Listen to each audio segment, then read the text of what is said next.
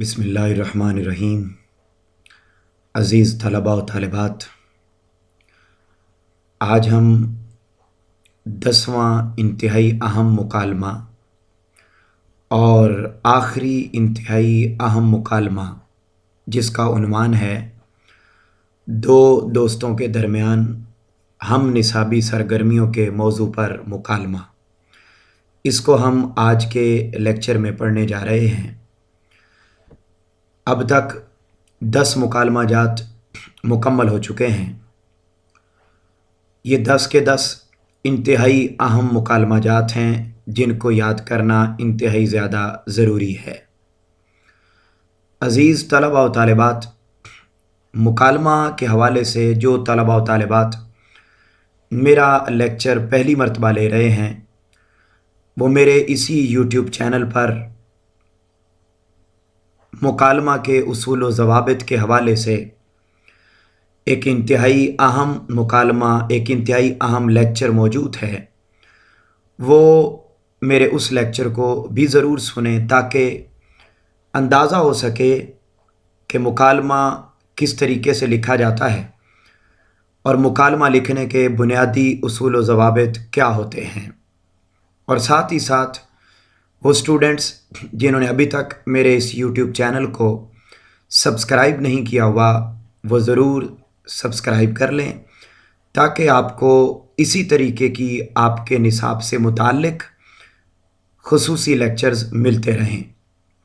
अज़ीज़ तलबा व तालिबात, जब आपको ये मुकालमा आ जाए बोर्ड में या कॉलेज के किसी भी टेस्ट में कि दो दोस्तों के दरमियान हम निसाबी सरगर्मियों के मौजू पर मुकालमा तहरीर करें, तो मुकालमा लिखने का उसूल ये होता है कि सबसे पहले आपने मार्कर के साथ मार्जिन लाइन लगानी है और मार्जिन लाइन लगाने के बाद आपने मार्जिन लाइन के अंदर वाली साइड पर मार्कर ही से हेडिंग देनी है किरदार।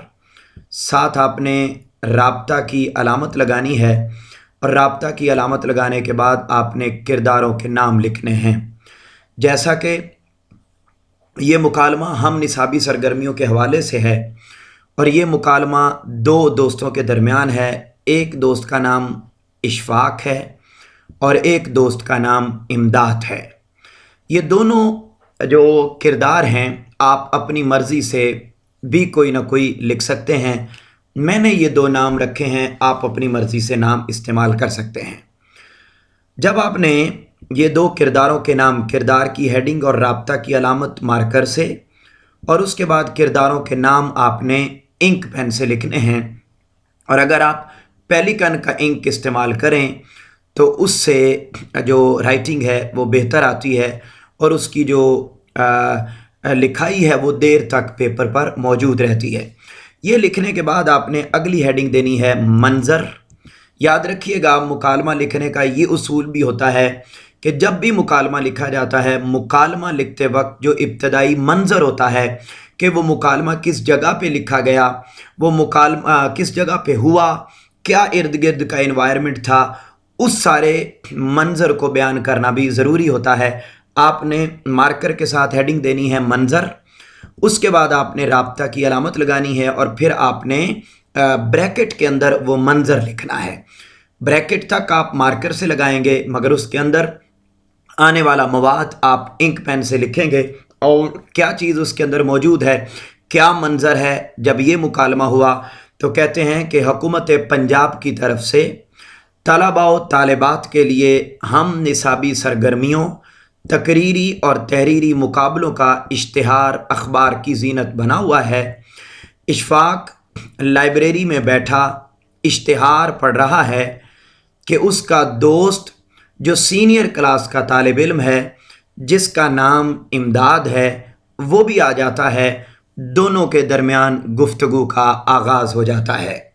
अज़ीज़ तलबा व तालिबात, ये है इन्वायरमेंट कि जो इशफाक है वो फ़र्स्ट ईयर का तालिब इल्म है और लाइब्रेरी में बैठा हुआ गवर्नमेंट की तरफ से को करिकुलर एक्टिविटीज़, हम निसाबी सरगर्मियों, स्पीच कंपटीशन, राइटिंग कंपटीशन, तहरीरी मुकाबलों के हवाले से एक स्टेटमेंट, एक अखबार, एक एडवर्टाइजमेंट आई हुई है उसको वो पढ़ रहा है कि उसका सीनियर क्लास यानी सेकंड ईयर का जो उसका दोस्त है इमदाद, वो आ जाता है और दोनों के दरमियान आपस में गुफ्तगू शुरू हो जाती है। इमदाद आते हुए कहता है अस्सलाम वालेकुम इशफाक, कैसे हो? इशफाक कहता है वालेकुम अस्सलाम, मैं बिल्कुल ठीक हूँ, आप कैसे हो? अब अज़ीज़ तलबा व तालिबात, ये जो इमदाद, इशफाक, ये जो नाम हैं, ये आपने लिखने हैं मार्कर से।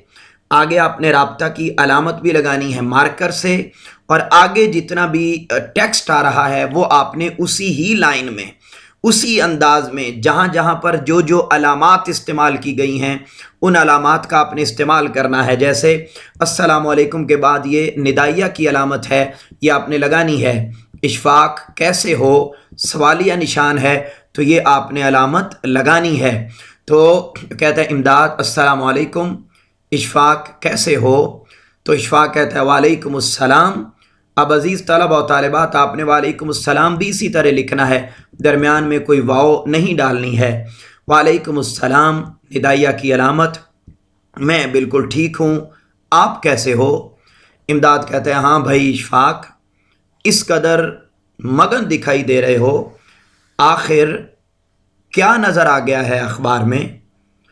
यानी पहले वो बताता है, वो पूछता है कि आप कैसे हो, तो वो कहता है, पहले वो यहाँ बताएगा कि मैं बिल्कुल ठीक हूँ, बिल्कुल ठीक हूँ, ये आप लिखने के बाद साथ ही इमदाद वो पहले बताता है मैं बिल्कुल ठीक हूँ, साथ ही कहता है हाँ भाई इशफाक, इस कदर मगन दिखाई दे रहे हो, आखिर क्या नज़र आ गया है अखबार में? इशफाक कहता है वही तकरीरी और तहरीरी मुकाबलों का इश्तिहार, बस इसी को देख रहा हूँ। यहाँ पर आप लफ्ज़ बस लिखेंगे, बस उसी को देख रहा हूँ। अज़ीज़ तलबा व तालिबात, जब आप ये लिख लेंगे तो उसके बाद इमदाद, तो क्या इस मर्तबा फिर मैदान में आने का फ़ैसला कर लिया है? यानी इमदाद अपने दोस्त इशफाक से पूछता है कि क्या इस मर्तबा फिर किसी मुकाबले में हिस्सा लेने का फ़ैसला कर लिया है? तो क्या इस मर्तबा फिर मैदान में आने का फ़ैसला कर लिया है? इशफाक कहता है जी भाई, हम मैदान खाली छोड़ने वाले कब हैं? यानी जब भी कोई भी मुकाबला आता है तो जैसे मैं पहले हमेशा हिस्सा लेता हूँ, मैं इस मर्तबा भी ज़रूर हिस्सा लूँगा। तो कहता है जी भाई, हम मैदान खाली छोड़ने वाले कब हैं?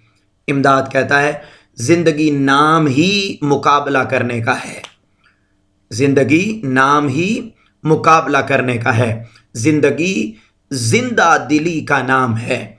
यहाँ पर आप जो है वो शेर भी ऐड कर सकते हैं कि वो कहता है, यहाँ पर आप लिख दीजिएगा बकौले शायर, बकौले शायर, ज़िंदगी जिंदा दिली का नाम है, ज़िंदगी जिंदा दिली का नाम है, ज़िंदगी जिंदा दिली का नाम है, मुर्दा दिल, मुर्दा दिल खाक जिया करते हैं।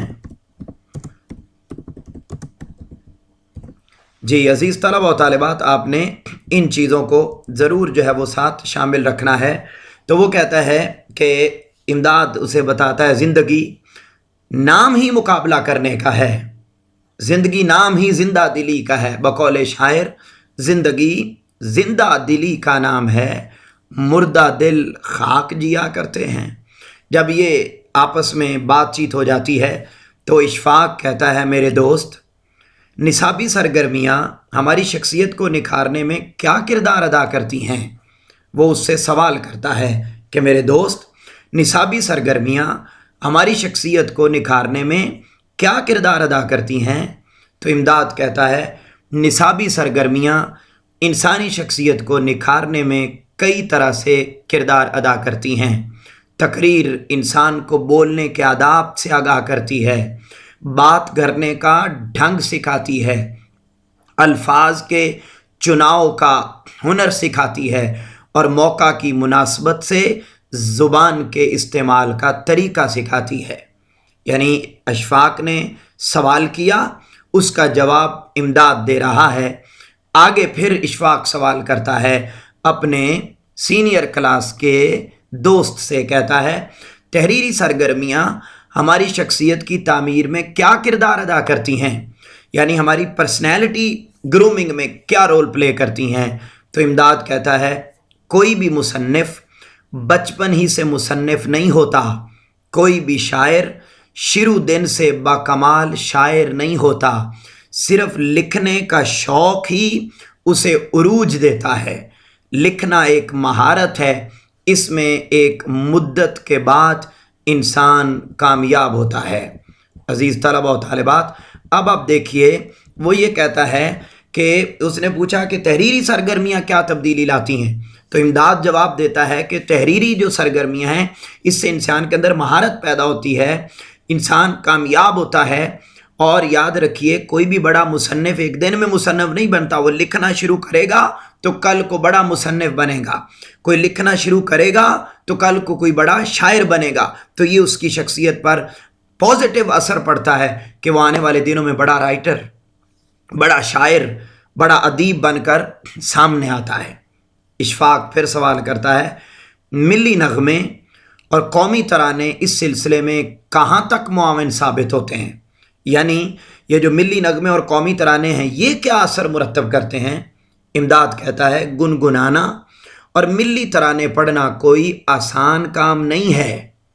گنگنانا اور ملی ترانے پڑھنا کوئی آسان کام نہیں ہے، جس طرح شاعری کرنا مشکل کام ہے، یہاں پر جس طرح شاعری کرنا مشکل کام ہے بالکل اسی طرح ملی ترانے ترنم کے ساتھ پڑھنا بھی ایک مشکل کام ہے۔ جو بچے ملی نغموں اور ملی ترانوں کو ترنم کے ساتھ پڑھنے کے مقابلہ جات میں حصہ لیتے ہیں تو اس سے ان کے اندر کا ہنر نکھر کر سامنے آ جاتا ہے۔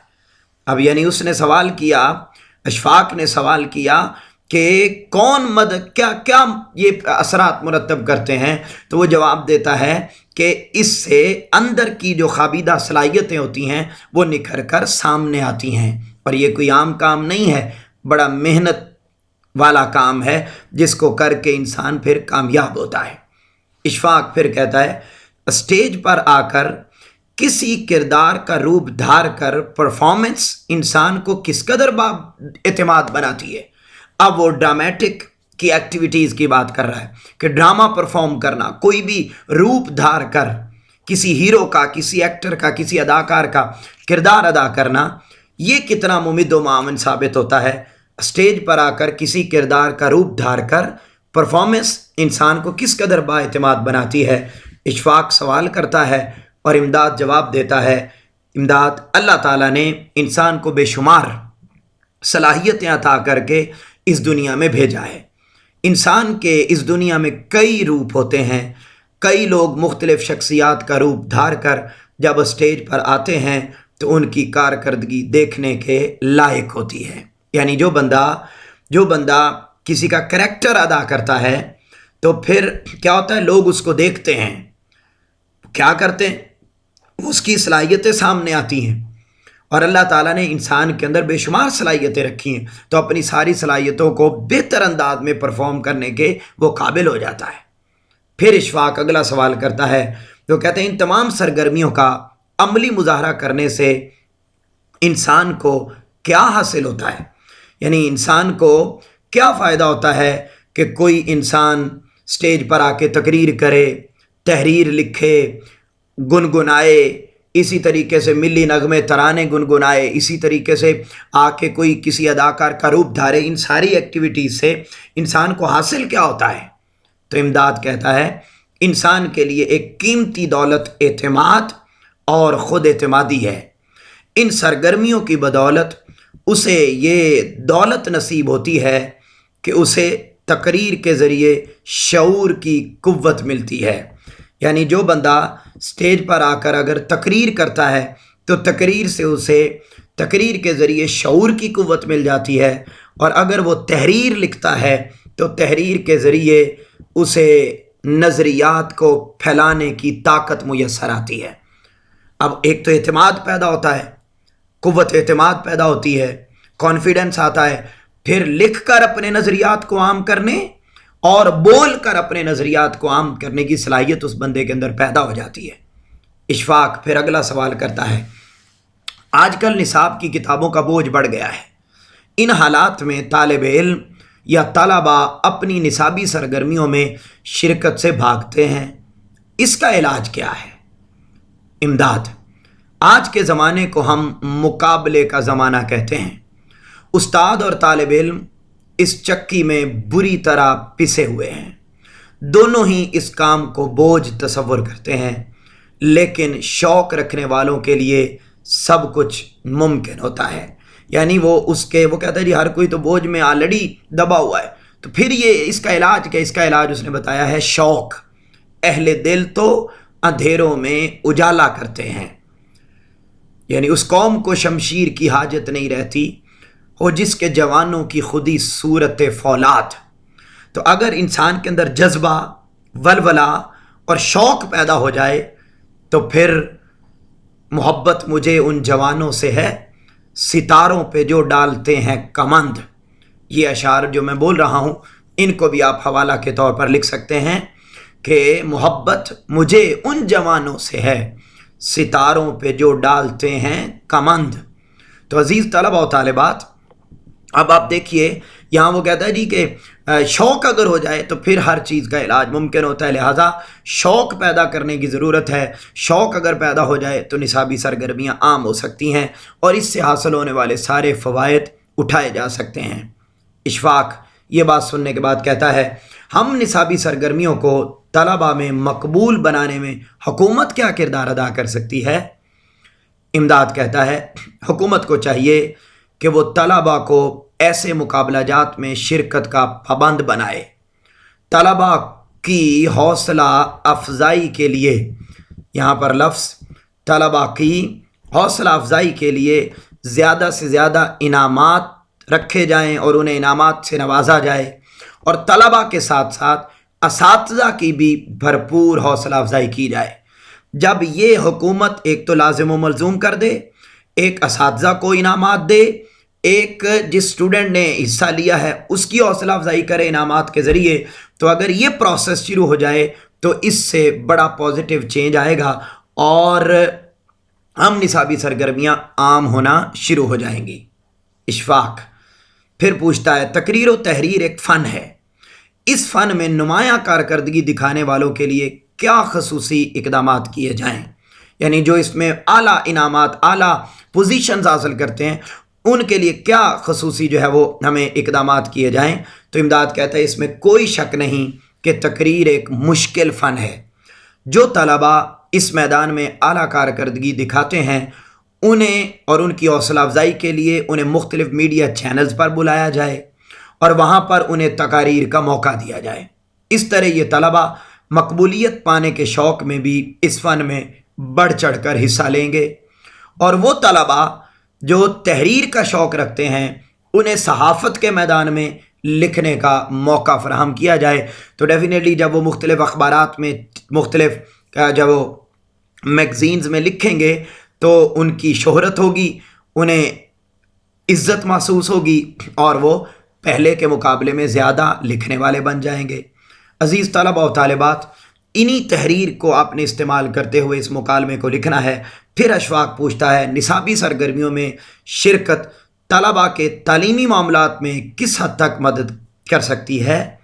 یہ اگلا سوال ہے جس کا جواب امداد دیتا ہے۔ امداد اس کا سینئر دوست ہے، وہ کہتا ہے نصابی سرگرمیوں میں شرکت سے طلباء کی ذہنی صلاحیت میں اضافہ ہوتا ہے۔ یعنی اب وہ کہتا ہے جی کہ یہ جو صلاحیتیں ہیں ان میں حصہ لینے کا آخر فائدہ کیا ہوتا ہے؟ کیا جو ہے وہ ایسی چیز میسر آ جاتی ہے کہ ہمیں ہر صورت ان میں حصہ لینا چاہیے؟ تو وہ کہتا ہے پہلا فائدہ یہ ہوتا ہے کہ طلباء کی ذہنی صلاحیت میں اضافہ ہوتا ہے۔ نمبر 2، وہ اپنی ذات میں اعتماد محسوس کرنے لگتے ہیں۔ نمبر 3، ان میں خود سے لکھنے کا جذبہ بیدار ہوتا ہے۔ نمبر 4، ان کی شخصیت میں کشش ہوتی ہے۔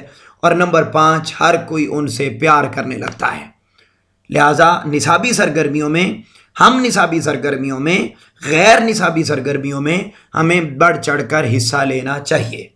اشفاق پھر کہتا ہے میرے دوست آپ کا بہت شکریہ، آپ نے صرف میری رہنمائی ہی نہیں کی، آپ نے صرف میری رہنمائی ہی نہیں کی بلکہ اس کے ساتھ ساتھ آپ نے مفید مشورے بھی دیے جو میرے لیے بہت مفید ہوں گے۔ امداد کوئی بات نہیں، اللہ تعالیٰ آپ کو کامیاب کرے۔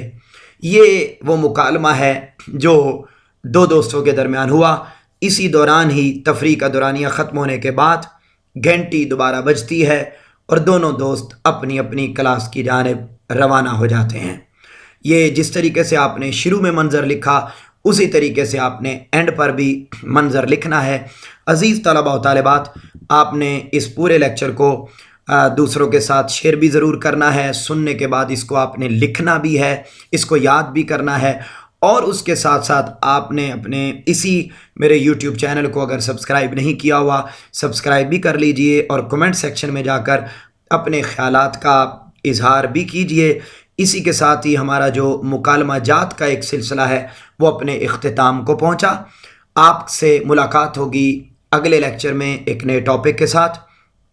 تب تک کے لیے اپنے گھر والوں کا بہت زیادہ خیال رکھیے گا۔ اللہ حافظ۔